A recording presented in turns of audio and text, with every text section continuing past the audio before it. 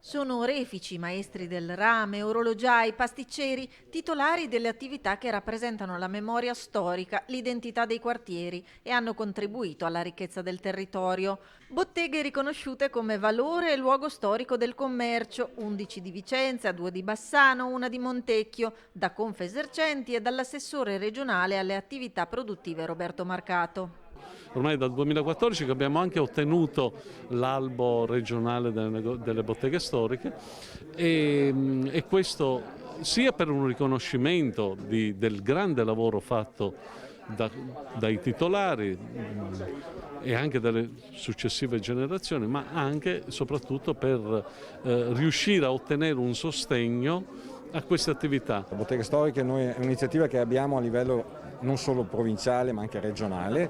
Abbiamo fatto dei percorsi sia con Padova e Vicenza, nel frattempo abbiamo fatto dei gemellaggi con le attività storiche di Firenze e Genova, la prossima meta molto probabilmente sarà Roma e loro dovranno essere coinvolte nella nostra città, perché le esperienze, quello che noi produciamo come attività storiche al nostro interno devono essere anche riconosciute all'esterno. Botteghe ultracentenarie che conservano la ricetta per la longevità.